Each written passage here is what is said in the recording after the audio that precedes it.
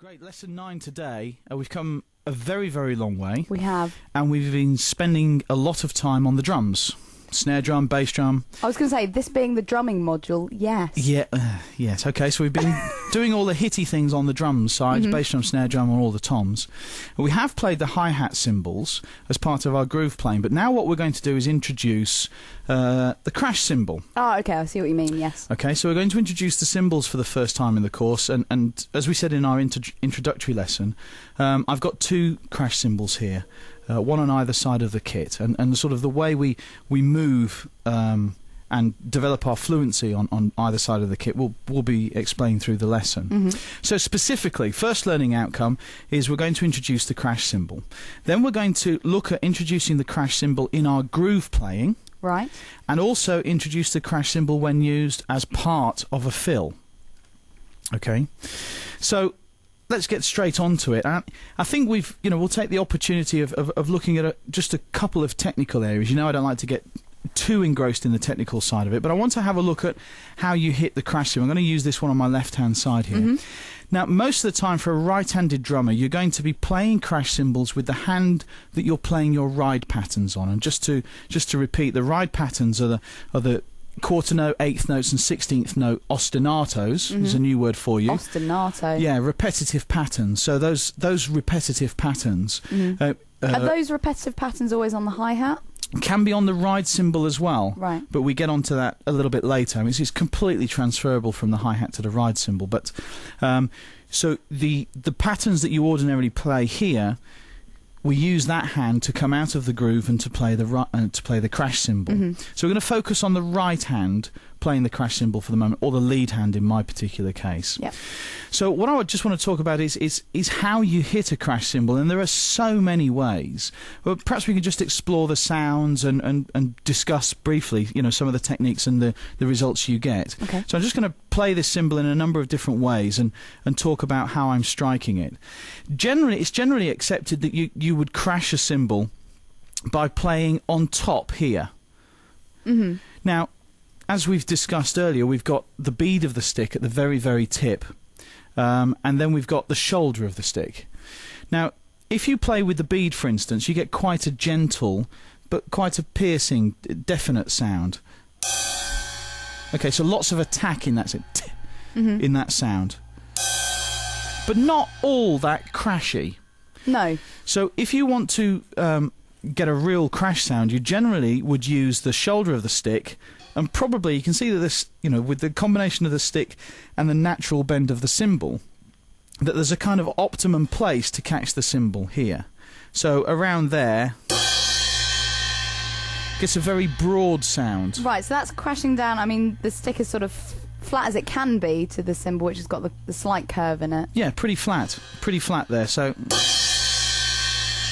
and you get more of the cymbal sound in that way. Now, sometimes, drummers will use different actions to try and create a different kind of friction and deflection off the cymbal, which it's broadly the same sound, but in terms of the movement and the sort of dynamic of the piece, it may add something to it. So, a kind of swishy motion, sometimes, or a cross. And that just has slightly less impact because it's more of a deflection than it is a down onto the cymbal. It's generally accepted that what you don't do is hit the cymbal straight on like so. What would happen then? Well, what happens here is, if we get a little bit technical, is that the cymbal is actually attached to your standard cymbal stand. If I can just remove this temporarily here, by this middle section.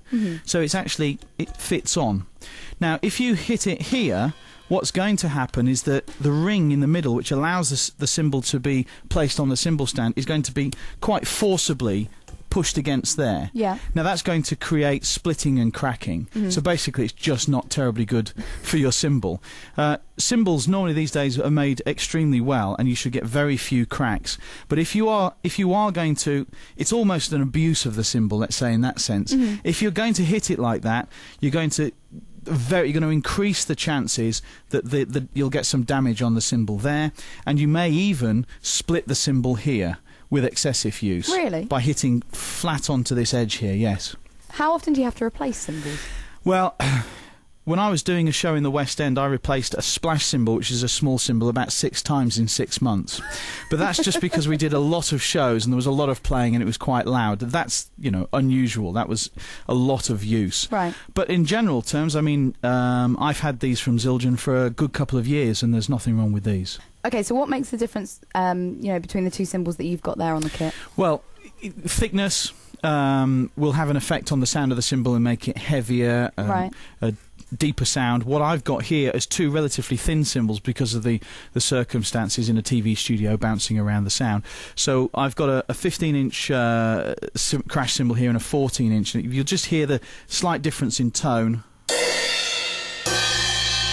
going up in pitch there. Yeah. If you were going to be playing big stadiums with Metallica or somebody like that, you'd use weightier cymbals, heavier cymbals. If you're playing jazz, you'd use perhaps a mixture of different colours, so darker sounding cymbals, you know, mixtures of thicker and bigger cymbals, and then some small ones for some higher pitched sounds for dynamic range. I like it. Very variable then. Yeah, very variable. Standard crash cymbal, somewhere between 14 and 16 inches. I got at the smaller end here, again, as I say, because of the sound that we're trying to generate. What I'd like to go on now that we've discussed how to hit and how not to hit cymbals and perhaps the colours that you can get from them, let's talk about how we now integrate crash cymbals into our playing. Difficult to know when to bring this in because there's a little bit of coordination and there's a little bit of understanding of when you hit a crash cymbal. It has a lovely effect of punctuating and accenting through its sound, and cymbals are used a lot in playing, so they're incredibly important. And when I was putting the course together, I was really struggling at first as to where this comes into the overall course structure. I think we've roughly got it in the right place. So what I want to talk about now is where we see the cymbal denoted on the music and how we bring it into groove playing from our hi-hat. Because, you know, I was talking earlier about we normally play cymbals coming from our right-hand ostinato, play with the right hand. Yes. I just want to have a quick look at the computer here, because I've got an example here in exercise 1 of how a crash cymbal is quite often denoted. When we get into lesson 10, there's another way it's written as well to show the contrast, and people do write in different ways, so it's good to have an idea of, you know, what are the differences that people use sometimes. All right, so there's not a standard notation. No, not really. I mean, there are, you know, when you get into the professional world, you'll see that people use slightly different things, where they'll sort of take the protocol of how to write and then they'll sort of try and make it clearer, because quite often when you're reading music in a show, you need something that's absolutely going to hit you, that you know exactly what it is. Here we have how it would be written in standard notation. Now it's quite difficult to see.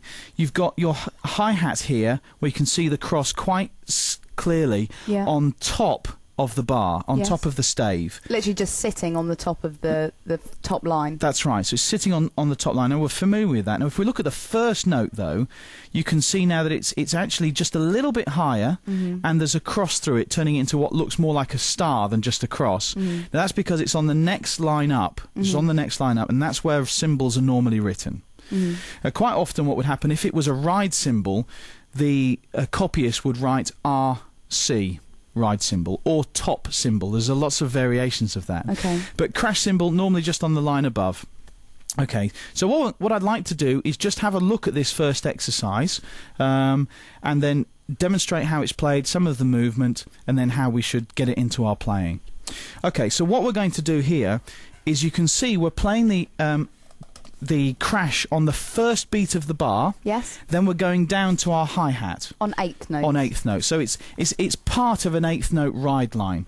So it's going to go something like this. You're going to hit the crash cymbal on 1, and then down to, and 2, and 3, and 4, and. So it's 1, and 2, and 3, and 4, and 1, and 2, and 3, and 4, and. Now, quite a simple short movement. What I'd like to do now is move that along into how that gets into the groove by adding the bass drum and snare drum. And the bass drum and snare drum literally just come into place. So you'll have the bass drum underneath it and then the snare drum adding in. What I'm going to do is the absolute typical way that I've been approaching building patterns. I'll start with that exercise 1 effectively, and then build in my bass drum pattern, then bring in my snare drum pattern. So by the end of the first part of this lesson, we'll be able to play the hi-hat in a groove. I like it. Yes. Here we go.